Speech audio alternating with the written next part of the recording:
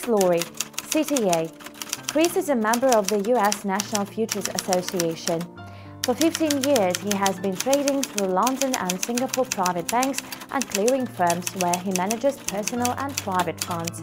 He uses fractal and fundamental market analysis in trading. Hi Chris, it's nice to see you here at the conference in Singapore. Thank you very much for having me. I really appreciate it. Can you tell us, how did you get into the financial markets? From the time I was very young, my dad really guided us to sort of having a mindset of financial independence, and he was always talking about the financial markets, and I was really interested in it. So, but of course, I first had a sport career that was taking priority for a while, but in the meantime, I was still studying about the financial markets, and although I had no money from sport, but then when I retired from sport, I was well prepared to make the transition and decided to really focus specifically on foreign exchange. Does your sport career helps you the market? For me, it was sport, and having a pursuit in sport and setting goals in sport, and really having to calculate and plan very definitively how I was going to achieve certain things in sport really got me to understand the process of starting at point A and arriving at point B, hopefully. And so what I didn't realize at the time when I was in sport was that I was engaged in this process that I was effectively internalizing and becoming familiar with.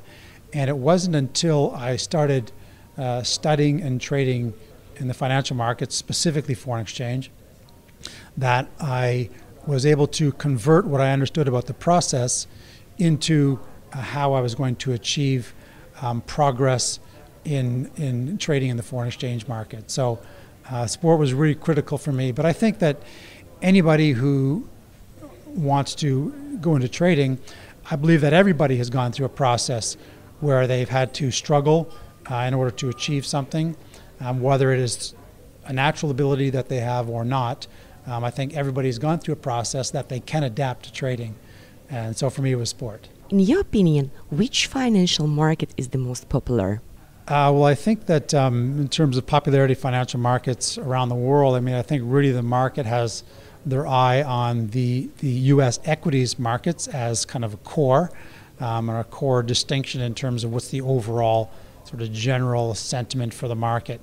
But in my opinion, the foreign exchange market is the most transparent. So you don't have people back in these boardrooms making decisions that's going to cause your asset to drop by 20 or 30 or 40% the next day or the next week. And every asset is traded in a currency, which makes it, of course, highly liquid. And we watch the central banks for sentiment. We know when the data is going to come out, and so we're fairly clear in what is likely to happen in terms of currencies and currency volatility, and any of the surprises that come about, the whole world finds out about at the same time.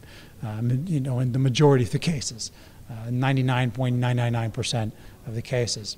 So I love the transparency of the foreign exchange market. I love the fact that it is so liquid that we can gain a very, very good connection with the different central banks, with the liquidity, the price behaviors, more so than we can in other asset classes. And so I think it's really distinct in that way that for example, my portfolio, I only really need to be in foreign exchange. Just a matter of moving funds from one currencies to others, and there's all kinds of different ways we do that, as well as trading an intraday spot model. So it's really all we need. I find that going into other asset classes can be very, very risky because there's a lot of blind spots. And so I love the foreign exchange market. What do you think guests of the conference should pay attention to? I think that the guests of the conference should be very, very careful, depending on what level they're at, of course, but a lot of guests that come to conferences, they are looking for something to copy, and it's really, really important that the guests really focus on what the process was that maybe a trader has taken, but be more process focused and understand things more conceptually. Because if you engage in the process of developing as a trader, just like you would engage in a process of developing at anything, there will come a point where you'll know enough about a certain segment of your area of specialty that you become an independent thinker or an independent operator within that domain. And I can assure you the pattern is that with successful traders, the time at which they become successful is the time that they have enough confidence and enough knowledge in their space, their niche in the market, that they're completely an independent thinker. And so I think it's more focusing on the process. And for example, the information that we provided today is really applicable to any model. And yet it helps you to understand the market more intimately. So you can apply that as a part of your growth process.